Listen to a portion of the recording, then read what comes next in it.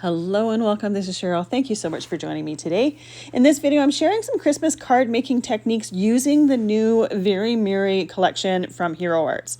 So I'm going to be doing a variety of different techniques for Christmas cards. I'm going to be using the Glimmer hot foil system. I'm going to use the BetterPress system as well as a couple die cutting techniques to create some interesting cards. And then I'm also going to be doing some stenciling. So there's many different products here that I'm using in this video, and I'm just taking the Christmas cards to the next level by adding some metallic accents to each one of them. So we have the Very Merry letterpress foil and plate set that I'm going to use first, and I'm going to use it in the Glimmer system. I'm using some Aura foil. This is a beautiful gold foil that has a holographic shimmer to it, and I love using it for Christmas cards. Now, the Merry letterpress foil plate has the letters all individual. When using it with the BetterPress system, there is a registration template, but you don't want to use that with the Glimmer foil system. I think the plastic will probably melt on there. I haven't tested it to know for absolute sure, but I don't think it would do well in the heat. So that template is meant for the BetterPress system. So I have my Glimmer system nice and hot here. I arranged my letters how I wanted them, and I wanted them to look kind of like a Christmas tree. So I put them on my hot Glimmer system, put the foil with the pretty side facing the plates, and then I'm foiling on some Hammermill Cardstock. Press the timer button on that Glimmer system. And once that timer button stopped flashing, I put it through my Platinum 6 machine. There was just a tiny little bit of overfoiling on those letters, so I just used a soft brush to remove those. Next, I want to use the Very Merry or the Merry Messages press plate and die set. This one's from Spellbinders. And I'm going to foil some sentiments for these cards. I don't have any of the sentiments that belong in the Very Merry collection, so I'm just using this set to add a couple sentiments to some of the cards. So I'm using that same Aura foil. I used the same stacking, had my plate on there, pretty side facing the plate, and foiling on Hammermill Cardstock. Anytime I do foiling, I like to do solid hot foiling right away just to make sure that I use up that foil. Sometimes I'll use it in the cards that I'm making. Sometimes I will save it for future projects. Often I will use it for die cutting. I will use it in place of specialty cardstock for die cutting different accents. And I will be using some of the solid hot foiled pieces left over from my sentiments to die cut one of the stars for one of my cards. So when you do the solid hot foiling, you don't necessarily need to use it for that particular project, but it's much easier to store the foil that's already adhered to the cardstock than that flimsy foil sheet. Now, there was just a little bit of overfoiling for my sentiments as well. Rather than use the brush, I'm using a little piece of Best Ever Craft tape. I took some of the extra stickiness off of it by putting it on my t-shirt for a couple times. And then I just put it right on top of that foiling where there's a little bit of overfoiling. And that mainly was it filled in some of the letters, like an A or an E, it filled in the center. So it just cleans that up really, really nicely, and it's really easy to do, and you don't have to worry about ruining the foil at all.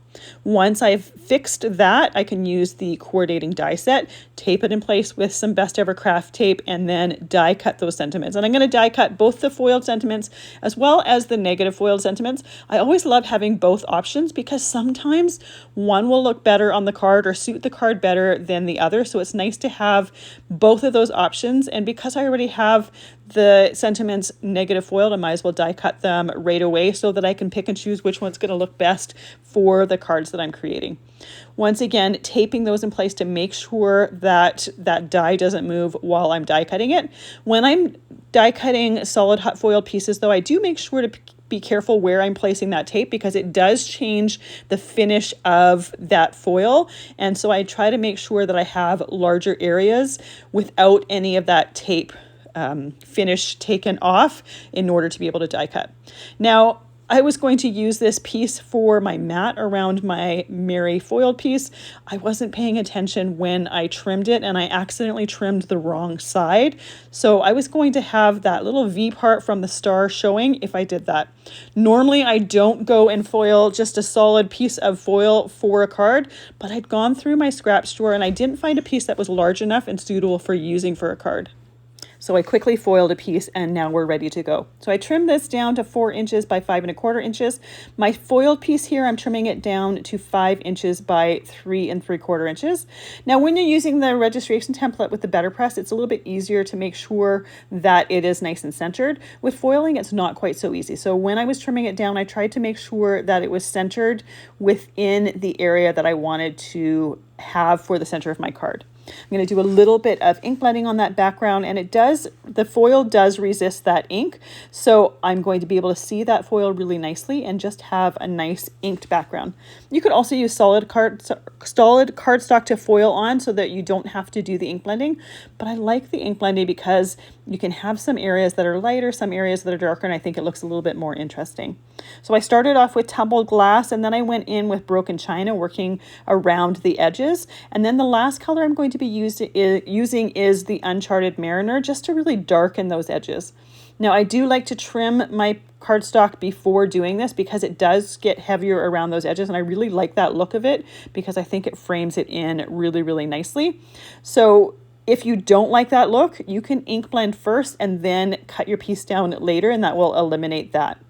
Once I'm done doing that, I'm ready to start assembling my card. So this is a really, really simple card. The thing that takes the longest is waiting for that Glimmer system to heat up and then waiting while that timer button is blinking between the different foiling. It really doesn't take that long at all, and it has a really beautiful result. So I want to use one of my foiled sentiments on this card. So I have the one that says Merry and Bright, but because my background letters already say Merry, I'm going to cut that off of there. So I'm just going to have the and bright part. I chose the one that was the regular foil, so I'd have that white cardstock. It's going to complement the white card base around the edges and go with that, and it's going to make it pop right off those foiled letters. Glue that on, and we have a beautiful but very, very simple card that has a lot of shine to it. Next, I'm going to use that same set with the BetterPress system. I'm going to tape down my BetterPress registration template. I always tape it down just to make sure that it doesn't move on me. When you're using the plates, especially a set like this where the plates are a little bit smaller, those plates tend to move fairly easy because the magnet on the base of the BetterPress isn't quite as strong when you're using it with that template. So by having the template in place, I can make sure that at least that is not moving, and then I can use the outlines on that template to move my letters back in place if by chance it moves. I'm using 2 different ink kits from BetterPress. So the first color that I'm using is Leaf. It's from the Flower Garden BetterPress ink set. I'm going to do the M, and I'm also going to do the Y in this. Now, when you have plates that are this small, it's a lot easier to use those BetterPress ink pads because they are smaller. There's typically less of a chance of getting the ink on the background. You can use other ink pads as well, but I do find that smaller ink pads work a little bit easier with smaller plates. Next, I'm going to bring in the E, and I'm going to use the Pine BetterPress ink. This one is from the Woodlands BetterPress kit. I'm using a variety of different greens, and then I'm also using a red tone, which is the Strawberry from the Flower Garden ink set. I don't have any reds that are BetterPress inks, so I opted to go with that one. It's a little bit of a pinky red, but it's going to work just fine. My third color here is the Spruce. This one is from the Woodlands set. It has a bit more of a blue tone to it, but because I'm using blues in the backgrounds of some of my cards, I thought it would work well for this, and it still works with the greens and the red, the Christmas palette. Last letter to go is that last R, and I'm going to be using that strawberry pad from that. That one is from the Flower Garden BetterPress ink set. Anytime I'm inking those letters, I can see right away if I happen to get some ink on the registration template, and I just use my finger to wipe it off. Sometimes I'll use a cloth, but in this case I ended up just using my finger. Now, this plate set also has some stars with it, and I wanted to do them in gold. Now, there's a couple different options. I could use some Versamark ink and then heat emboss it with gold. I opted not to do that because that Versamark ink pad is really quite sticky, and those star BetterPress plates are really quite small, so there's a good chance that I would be constantly moving them around, getting a lot of the Versamark ink on that background.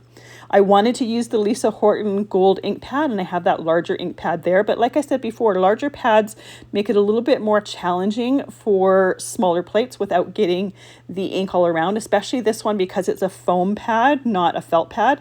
I had these tiny little ink cubes that I've had for years. I don't know where I got them. I don't have any information from them. If I can find some similar, I will put them in the supply list. They may not be exactly the same as what I have, but like I said, I don't have any information of who makes them or where I got them from. I've probably had them for like 15 years and I don't have any packaging left from them. But I used the re-inker from that gold pad to ink up that little tiny mini ink cube. And then I used my palette knife just to make sure that I don't have blobs of ink on the surface. Before putting the clear plate on my base, I'm using a damp cloth and just cleaning off any of the ink that I got on my background. You see that you can see that I got a fair amount of ink there, but really it's not nearly as much as I would have gotten had I used that large pad. And I'm going to use my label maker and make a label for that little pad and just keep it for when I want to do better pressing with those metallic pads. I have some extras of those little tiny mini cubes and they're going to be perfect for that. So I love the look of those gold stars, and that Lisa Horton gold pad, the gold has a really beautiful look to it. So after letting that ink dry for just a few moments, I can trim that down. So I trimmed that down so it was 3 3/4 inches by 5 inches. And then I took another piece of Hammermill cardstock and trimmed that down to 4 inches by 5 1/4 inches. Then I grabbed the large Lisa Horton gold pad and I'm just using it around those edges. So then I can use that as a mat to frame my Mary pressed image. And it's going to frame it really nicely. And it's going to coordinate beautifully with those gold stars because it's exactly the same ink. So I glue that down to the card base, and then I can take my trimmed Mary piece and I can glue that down to the mat. So I'm going to use that same Miriam Bright foiled sentiment. I'm going to be using the negative foiled sentiment for this one. So once again, I grabbed the detail scissors and trimmed off the Mary because I've already got that pressed in place. For this card though, I put it right below so it almost looks like the trunk of a tree, and it coordinates really nicely with the gold stars and just adds that a little bit. It's just a little tiny change from the design of the first card. For my third card, I'm using the Festive tree die set. So there are 3 different dies in this set. There are 2 different sizes of trees, and then there's a star for the top of the tree. I'm using the star with my negative foiled scrap piece from my sentiments, and I'm going to be die cutting that star for the top of the tree. I'll set that aside to dry, or to set that aside so it's ready for when I'm wanting to use it. For this card, I'm going to create a spinner card. So I'm going to use the larger of the 2 trees. I have my card base. I have a green mat done out of Rainforest Cardstock. And then I have a piece of Hammermill cardstock that is trimmed to 3 3/4 inches by 5 inches. That Rainforest cardstock was trimmed to 4 inches by 5 1/4 inches. So I've already trimmed them down for the front of my card. I want to create a hole in my card and make sure that it's in exactly the same spot for both my card base, my Rainforest matte piece, as well as my inner white Hammermill piece. So I die cut the first 2 layers. When I do that, it's only going to cut through that top layer. It's just going to leave an indent in the next layer, which makes it perfect to line that die back up and re-die cut it. Then I can put that fern piece onto my card base with that card base open and do the exact same thing. It's going to cut through the Rainforest piece, and then it's going to just put an indent in my card base. Then I can take those pieces off and put that on my card base and cut it out. So now I have 3 layers. That die cut is in exactly the same spot, so that I know that when I layer the pieces on the front of my card, it's going to be layered nicely, and I'm going to have that opening exactly where I want it to go. For the inside of my card, I used the smaller of the tree dies, and I used it with Fern Cardstock, and I cut it twice. I want one to glue on each side of the string to create the spinner part. To add a little bit of shimmer to those trees, I'm using the splatter or the sparkle splatter effects, and I'm splattering some sparkle over top of those trees, and I'm going to set those aside to dry. So I want to have just a little bit of sparkle on there. You could easily use like stickles and do some dots like ornaments. You need to make sure that it dries completely before doing anything with that, or even like liquid pearls or not liquid pearls or Nouveau drops, do that. But again, make sure that it dries completely before moving on. To do the spinner element on my card, I'm using some Suk Wang tape. I have the 1/4 inch wide here. It doesn't really matter the width, but I want to make sure to tape my string very securely. So I'm taping it from the top of my opening to the bottom of my opening. Then I'm going to use some glue on my mat here. This is Barely Art glue. I have it in a fine line bottle. I use it for pretty much everything. I love liquid glue because it gives you that bit of wiggle room. So as I'm gluing these to the front of my card, I'm making sure that that opening is lining up for each and every layer. That string is in between the layers. So once I go to glue my trees on there, those trees will spin around that string and they're going to be nice and secure because I also use that Suk Wang tape in there. I realized at this point that I needed to flip one of my trees over for that splatter. These are not asymmetrical, so I had them splattered on the same side, so I needed to flip that over. So I just set that sparkle and then set that aside to dry completely. And now that it has, I'm ready to add this to the spinner element for my card. So once again, I'm using that Suk Wang tape. I want to make sure that these are glued together nice and securely. So I have it on each side as well as the trunk. I'm also going to use a little bit of liquid glue. It's going to give me just a little bit of slippery wiggle time on there. I can put that on my surface with that glue and adhesive facing up to make sure that I have it on the string properly. And then I can glue down the other side. So now we have that spinner element on the center of the card, and I can glue down my star here. So when I'm gluing down my star, I'm making sure that I didn't add glue to the part that was going to hang over the opening. I don't want to put glue there and have it accidentally glue to the back part of my card. The last step here is to add a sentiment to the front of that card. So I chose the Season's Greeting ones. Then I realized that I had forgotten a step that I had wanted to do. I wanted to take that opening piece or that green die cut piece of the tree and put it in my opening so that when you saw the card first, you saw the tree with 2 different tones to it. And I'm gluing that to the inside of the card. So when you open up the card, you have that tree outline on the inside and you still have that spinner element on the front, but it just ties in the green color with the green mat that I have. And it also gives that tree a little bit more interest there. So before you put this card into an envelope, you do want to spin that inner tree so that when that card gets opened, it does spin nicely and has that movement to it. So the last card I want to create is with the star or the snowflake star die, and I'm going to use the star stencil set for my background first. There's only 2 layers to this. It's really, really easy to do. And we're going to create an interesting background to glue down our star and our snowflake die cut. So I'm going to use those same 3 distress inks that I used on my first card, starting off with that Tumbled Glass. And I'm making sure that the color is a little bit heavier on each one of those little V notches towards the center of the card. Just to give it a little bit of visual dimension, have the ink heavier in some areas and lighter in other areas. Another option is just to do it completely even and have the color completely even. You're going to get a heavier amount of color where the stencils don't overlap, and that's just natural, but we're going to have that anyways. And I also wanted to add the dimension of each one of those openings or each one of those corners having some visual dimension to it as well. So there's some areas that are lighter, some areas that are darker.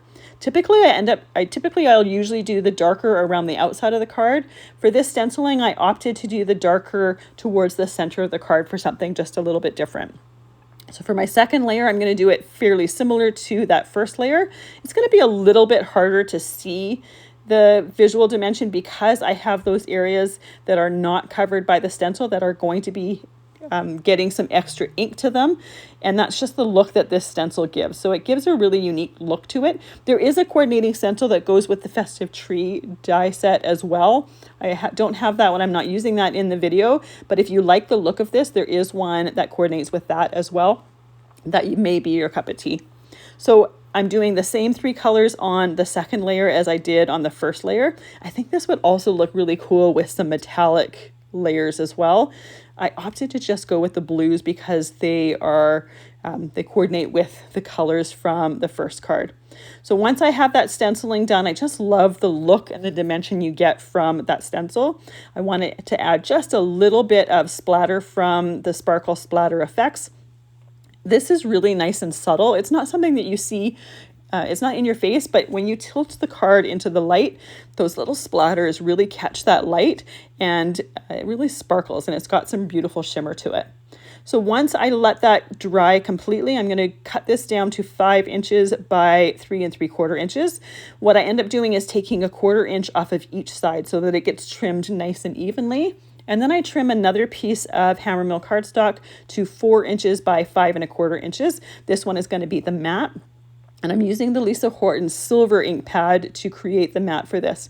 If you don't have these gold and silver pads, you could use gold and silver cardstock, but I do like to use these pads instead of that cardstock because the ink goes a really, really long way, and it saves your specialty cardstock for other things. So when it's appropriate, I do like to use this, and it works really, really well for creating kind of faux metallic layers.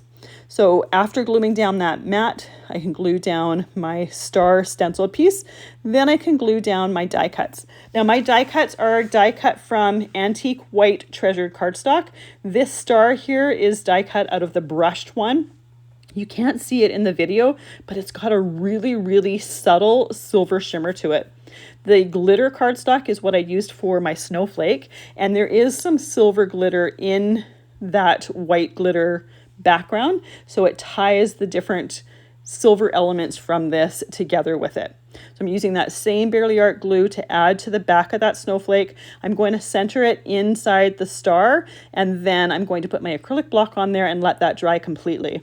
Now I didn't do it for this card, but you could take the idea from the tree card, the spinner idea, and you could do that for this if you wanted. Use the star die to cut out the opening and then have the snowflake as the spinner element.